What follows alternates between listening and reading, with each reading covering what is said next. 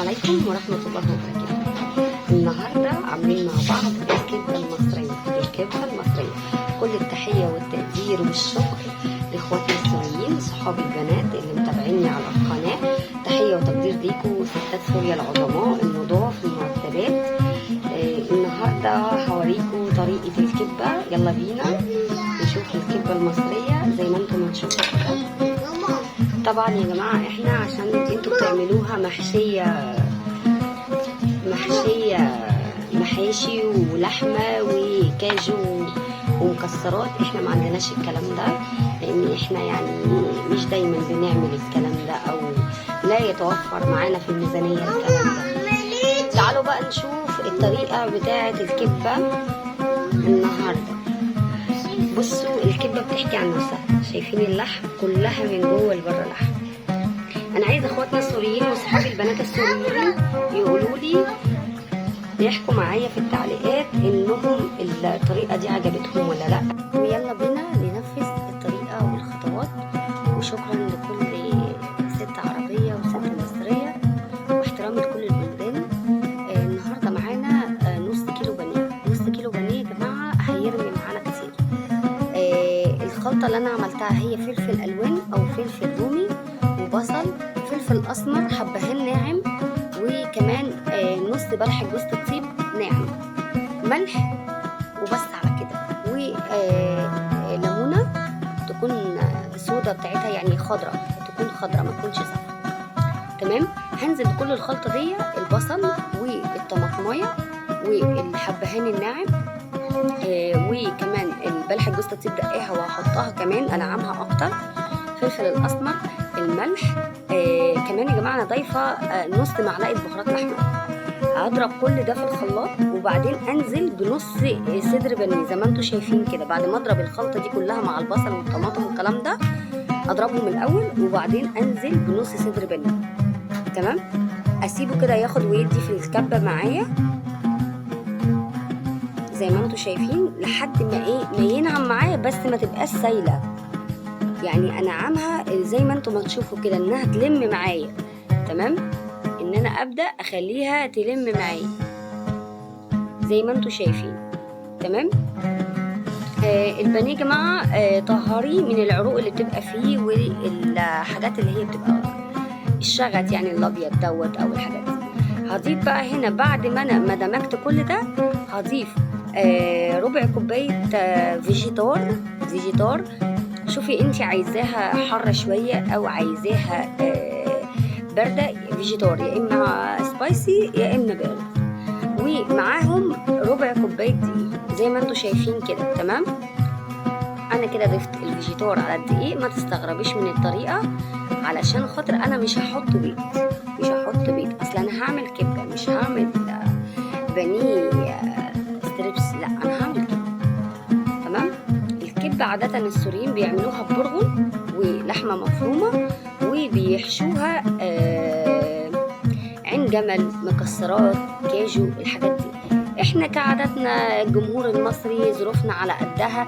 انا لو املك يا جماعه والله ان انا في الوقت الحالي ان انا اجيب الكاجو والعين الجمل كنت جبت، بس بصراحه يعني لا قدر الله نفسا الا وسعها. فانا النهارده وسعي ان انا اجيب نص كيلو البانيه والخضار بتاعي واعملها الكبه على طريقتي انا المصري. احترامي للشعب السوري تما، سواء حلبيين او شوام او ريف ادلب، على راسي والله كلكم، وانا متعلمه الطريقه منكم، بس انا افتكست فيها شويه يا جماعه. ما عملتش اللحمه المفرومه، انا عملتها بالفراخ وطلعت نفس الكبه اللي هم بيعملوها. طب عرفتي منين؟ انا على طول باكل الكبه. تمام. وبصراحه بحب الاكل الشامي جدا وبعتز بيه. عندي المطبخ الشامي بحبه، وبحب اكل الاكلات الحلبيه، وبصراحه بيعملوا اكل فوق الجميع بصراحه. وبيعملوا برضو المحاشي الحلبيه لا يعلى عليها. فتحياتنا للشعب السوري تما. هاجي بعد كده، بعد ما انا ضربتها في الكبه، هجيب بقى كيس، عندي كيس تلاجة، اجيب استرتش. هتفردي بس هتخليه سميك برضو، مش هتفرديه قوي. تفرديه بايديكي زي ما انا ما عملت بالفراده. المهم تفرديه وتسيبيه نص ساعه في الثلاجه ان هو ايه يهدى بعد الضربه في الكبه دي. وفنجان قهوه صغير او طبق صغير زي ما انتم شايفين، وابتدي ان انا اجيب ورقه استرتش اللي هي الشفافه دي، الكيس الشفاف، واخد الحجم اللي انا عايزاه. اذا كنت عايزاها بقى كبه منفوخه، كبه يعني كبه كبيره، كبه صغيره، ابتدي ان انا اخد المقاس. لو عايزاها كبيره هتغوطي وهتقبقبي. تمام. انا كده جبت الكيس. هما ليهم طريقه تانية بالطبق وبيقلبوا وبيعملوها. تمام. انا يا جماعه عملتها ان هو بالفنجان وعملتها بالكيس، وهبتدي ان انا هما بيعملوها من بره بلحمه مفرومه وبرغل، انا هعملها بالفراخ بتاعتي والخضار زي ما انتم شايفين، وابتدي اغلفها بالفيجيتار على الدقيق وانزلها في الميه، وبعدين احطها في الفيجيتار تاني عشان تديني لون الكبه السوريه اللي هما بيعملوها المشويه او المقليه. تمام. جماعة عايزة رأيكم في التعليقات بجد في الفكرة بتاعتي، إذا كان إخواتنا السوريين حبوها ولا لأ. هي موفرة جدا يا جماعة. أنا عارفة إن أنتوا بتعملوها بدهنة ولحم هبرة وبتعملوها يعني بطريقة أحلى من دي، بس يعني إحنا الظروف عندنا غالبا دلوقتي مش متاحة. فأنا دلوقتي عشان خاطر أنا عملت الأول في طاجن على أساس إن أنا عملت بانيه ستريبس الأول، قلت لأ أنا هعمل كبة. وعشان خاطر السوريين برضو امشي على العادات بتاعتهم، هم بيغمسوها في زيت غزير اذا كانت مقليه، زيت غزير زي ما انتم شايفين. وطبعا عملتها في طاسه غويطه. يعني انا بعمل البانيه بتاعي في الطاجن اللي انتم شفتوه اللي هو الازرق ده، واحترمت طبعا تقاليد الشعب السوري وعملت بنفس العادات بتاعتهم، لان طبعا لازم نحترم الدول وافكارهم وعاداتهم وتقاليدهم. هم ليهم تقاليد معينه. تمام. عجبتني قوي الكبه، انا باكلها دايما وبصراحه اشتهيتها. وانا ما فيش في المنطقه اللي انا فيها سوريين بيعملوا كبه، يعني هي معروف عندنا السوريين يعني شاورما. فعشان اكل اكل سوري بلدي لازم يكون قريب مني صاحبه اعرفها. صحابي صراحه سافروا. تمام. فبصراحه اشتهيت ان انا اكلها وما كانش عندي لحمه كفايه، عندي حبه صغيرين، فقلت خلاص انا هعملها بالفراخ وتبقى فكره حلوه. عايزه اقول لكم عجبت اختي. انا عملت الشكل التقليدي بتاعكم اللي هو المستطيل ده اللي هو المكتب، وعملت الشكل المدور وهتشوفوه يا جماعه. عايزه رايكم بجد بجد بصراحه. قولوا لي اذا كانت الفكره حلوه ولا لا، عجبتكم ولا لا. مش معنى اني مثلا افتكست فيها انها مش هتطلع كبه، لا والله طلع كبه وطعم كبه بس فراخ. يعني بتعملوها لحمه، انا عاملاها فراخ. تمام. وبرضه عيد كل احترامي كل الشعوب العربيه.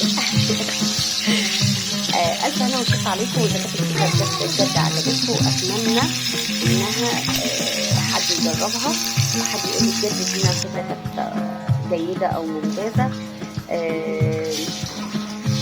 بصوا كده الطبق. انا عملت الفراخ الاستريبس الطبقيه وعملت الكبه على طريقتي المصريه. قولوا لي رايكم كده، كبه ولا مش كبه؟ كبه ولا مش كبه؟ كبه ايه؟ كمان جبتها لكم بقى كده. انا جبت لكم الطريقه وكمان جبتها لكم وهي طالعه من الفريزر. لما جمدتها بعد ما قفلت الفيديو قلت لا هجيب لكم وانا بعمل طبعا البدايه بتاعتها لما انا جيت اعمل الاستريبس، والفكره خطرت في بالي اني انا اعمل الكبه. تمام. طبعا انا قلت لكم السمنه دي سمنه وزبده مع بعض وغير مهدرجه، ودي على فكره يا جماعه تحفه جدا لو انت بقى بتعملي بيتزا، بتعملي كيك، بتعملي عجين كرواسون كحك. سمنه الاصيل دي حلوه قوي، هي سمنه وزبده زي ما انا ما قلت لكم. دايما الفراخ استخدمي لها يا جماعه زبده، ما تستخدميش زيت كتير. هتلاقي اللحمه عموما طالعه جوسي قوي معاكي، طالعه متغمره. طبعا كل ما تسيبي اللحمه في الخلطه كل ما هتبقى احسن. طبعا هضيف كميه زيت حبه قليله مع الزبده اللي انا حطاها علشان خاطر الفراخ تطلع معايا بالطعم اللي هو اللحم الدايب اللي هو متبل. تمام. انا فتحت الكيس معاكم اهو من قدام، هو المفروض افتحه من الجنب بس انا فتحته من قدام. هبتدي بقى اخد مكعب مكعب وانزل في الفيجيتار، وبعد كده احطه في الميه، وبعدين انزل في الفيجيتار تاني علشان اعمل الطبقه السميكه المنفوشه للجلده من بره زي اللي بتشوفوها في المطاعم. تمام. في عندكم فراخ اسمها فراخ ايه؟ البروستد. الدجاج البروستد. انا يعتبر كده بعمل البروستد، يعني نفس طريقة البروستد. انتوا بتحطوها في مية متلجة. تمام. المطاعم يعني بيحطوها في مية متلجة ويتبلوا، وبعدين زي ما انا شايفين كده نفس الطريقة نفس الطريقة بالظبط. انا فضلت ابحث على اليوتيوب، وفي شيف سوري اعرفه مشهور، مش عايزة اذكر اسماء، يعني هو معروف وبصراحة اعرفه معرفة شخصية. وكمان سألته في موضوع الفراخ دي، وهو اللي دلني على فكرة تتبيلة البروستد. تمام. فاللي انا بعمله ده يعتبر هو الدجاج البروستد السوري. تمام. نفس الخطوات ونفس المقادير وطريقة نفسها بالظبط كده. معلش بقى انا بصور بايد وبعمل بايد. ليه؟ الستاند بتاعي بصراحة يا جماعة عطلان، يعني اعذروني بجد بجد اذا كان مثلا تصويري اتهز، خرج عن ارادتي حاجة، فاعذروني سامحوني يعني. بس بجد اللي يهمني ان انتوا تقولوا لي رايكم في التعليقات، وطبعا الفيديو متاح واشوفكم على خير. ما تنسونيش. السلام عليكم.